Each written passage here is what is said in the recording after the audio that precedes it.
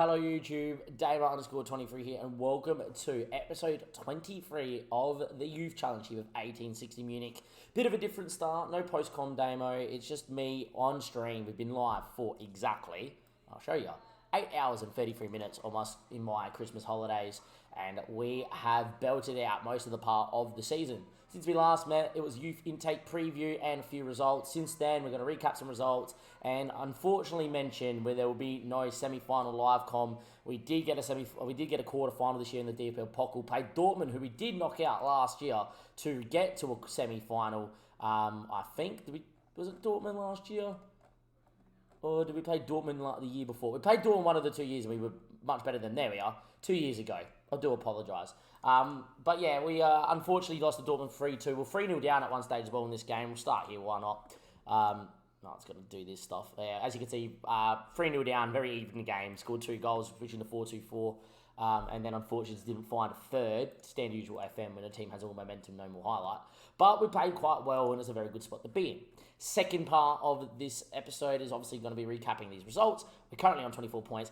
8 points clear of Hanover. Bielefeld have gone on the most horrid run post-Christmas you're going to see. Their only win is coming against Dusseldorf. They have not won a game since then. Our reserves beat them 5-0 as well. So something's going on there. But that is a good thing for us because all of a sudden, you know, you're looking at that, we're 12 points clear of third. It's kind of, with 10 games to go, it's kind of getting to a stage that as long as we string together a couple more wins, you know, we do have a couple of difficult games coming us, PVGG and FC St. Pauli, we could be in a position where we, you know, lose both of them, both teams win, 6-point swings, you know, it's still on. Win both of those games, then they've got Darmstadt, KSC, that's another 2 wins. Our next then hardest game is Schalke. Like, if that's how it goes, we should be going up this season, fingers crossed. In terms of results, the 4-3-3 has been amazing. The one thing I will say about it, though, is this guy here, Graham O'Shea, I've heard he's been so good. Since the turn of the new season, of the new year, has not scored a goal in the league. So, yeah, you know, it was like 14 goals or 15 goals in 16 games. Can't find a goal now at the minute and has not got an assist since then either. Really becoming a little bit worrying. Playing amazingly well, we just can't win.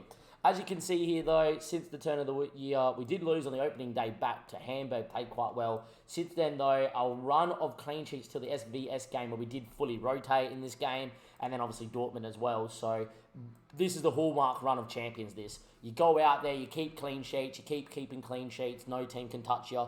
And even here, we didn't play particularly well against Dusseldorf and AUE, but we found ways to score. And when you're keeping clean sheet, that means you win games of football. And unlike last year and the year before, where we kept conceding, this year we keep scoring goals, we keep looking good, and it's absolutely fantastic. And that puts us 8 points clear, like I mentioned just before. There's all the statistics there, of course, as well. The last thing I am going to mention, it is the 3rd of March. So the main part of this episode is going to be youth intake. We will come back when a youth intake is. Hopefully it is in a couple of games' time so we can recap the SPVGG and St. Pauli games as well, and then make an educated guess when we're going to come back for the next episode after that, because I do think of a final day live com ain't going to be part of this year, because I feel like we're going to do it a little bit easy. But in saying that, SI could probably hear this and we start going on a massive losing run, would not surprise me in the least as well. Anyhow, guys, hopefully you're enjoying the content. Go give it a like, go subscribe to the YouTube channel. As always, links are down below. I'm live for the 8.5 hours. If you're not all part of that, I don't know what you're going to be part of. So get down there, give it a follow, so you know when I go live, to see all this madness live, and you may even get an 8 to 10, 12 hour stream occasionally when I have time up my sleeve as well. I'll see you guys in a second for Youth Intake Day. Can we get someone massive here in Season 5? Our preview says it can, but we'll wait and we'll see and we'll go find out. Welcome back, YouTube. Youth Intake Day, and this has to be the most anticlimactic youth intake we have gotten. For those that did not know, or for those that didn't see in this episode or last episode, we're meant to get 4A players.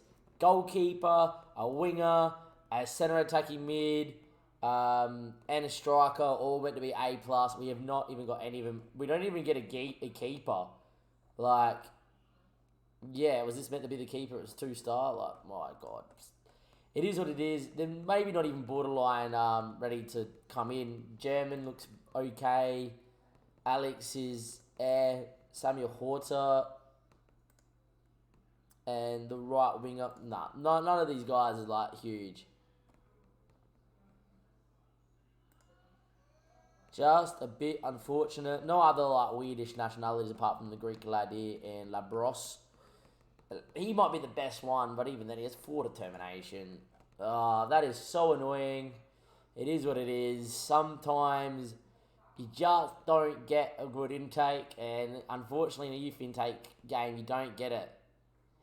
We didn't even get an A grade player. At least we still got Christian Zeddy out of last year's intake, and he's been fantastic in the under 19s, man. Like, this guy is looking unbelievable. So at least he's developing. But yeah, like,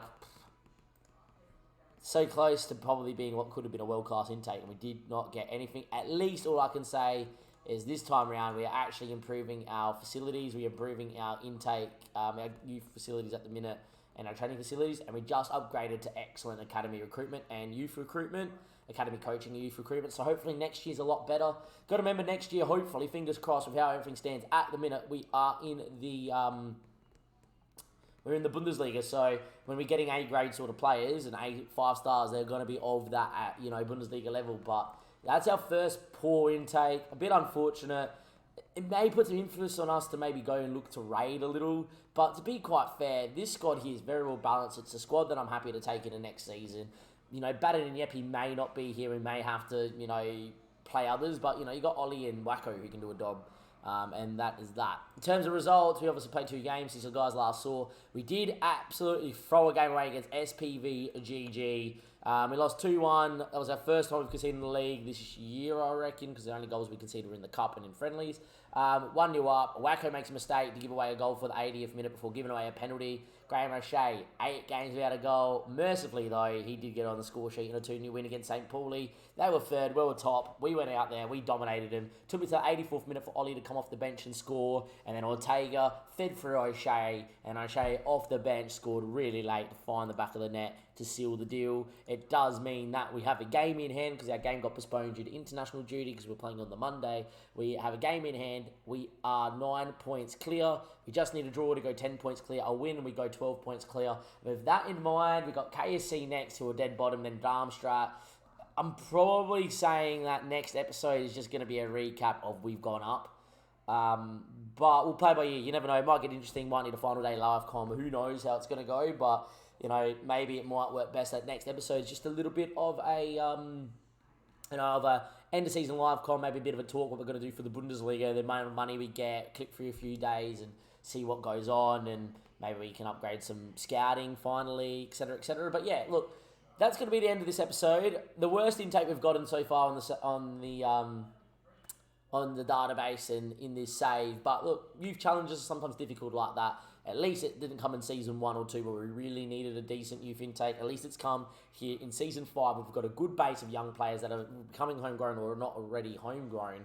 And we're in a very good spot in the league where it doesn't really bother us too much. Anyhow, from Dave and everybody else here, that is going to be the end of this episode. Give it a like, go subscribe. Follow the links down below. Been live for 9 hours and 35 minutes. So go give us a follow just for that on Twitch. And till next time, I will be here with hopefully the promotion party as we storm towards the Bundesliga.